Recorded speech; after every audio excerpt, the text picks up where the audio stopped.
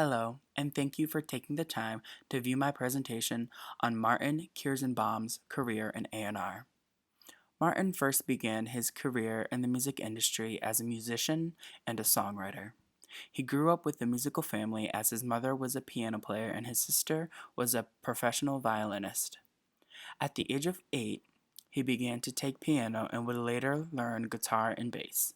During his adolescent years, he would begin to learn about music theory and eventually begin to write his own songs. In high school, he had his own rock band that would practice in his living room. He would later learn about programming, multi-tracking, and producing, but songwriting is what he loved doing the most. Martin would later attend and graduate from the University of Michigan and then move to Los Angeles in pursuit of a master's degree in communication management at the University of Southern California. He took his coursework at night while he interned for Wing Polygram Records during the day. In 1989, Martin was given the opportunity to work for Warner Brother Records. Martin worked as an international publicist for Madonna, Jane's Addiction, DeVoe, the 52s, and many other artists. Martin then left Warner Brothers to work for A&M Records, which was bought by Polygram.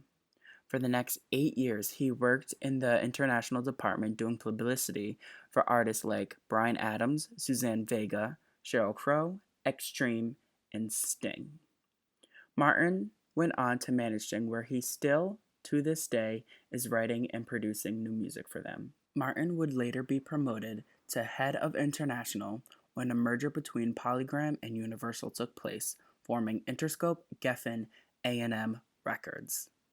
Over the next few years, as Interscope began to grow into a powerful label, Martin was asked to go into A&R as well as remain in his international position by Jimmy Levine, who was the chairman of Interscope.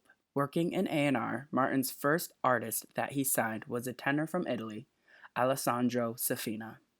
Martin believed in Alessandro and gave him his own PBS TV special, but unfortunately, that special was overshadowed by the horrific events of 9/11 and did not have the impact that Martin was hoping for.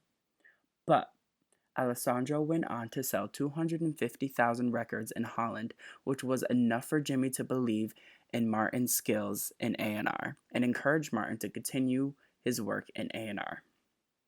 Martin would go on to sign artists like Tattoo and Keen. In 2005, Martin created his own label, Cherry Tree Records, which was under Interscope.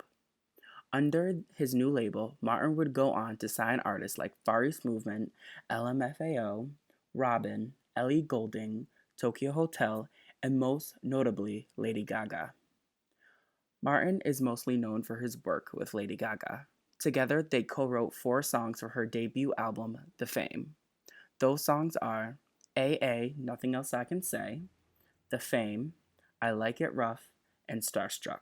Martin believed in Lady Gaga so much that he sent her first single, Just Dance, to his Universal Music Group international colleagues in Sweden and asked them what they thought about the song and that he really believes in her. But by the time Just Dance had broken the US, it was already #1 in Sweden. Martin is one of the key players that helped birth this generation's megastar, who was no one other than Lady Gaga. Whether you knew of Martin Kierszenbaum prior to this presentation or not, you cannot deny that he is an unreputable force in A&R.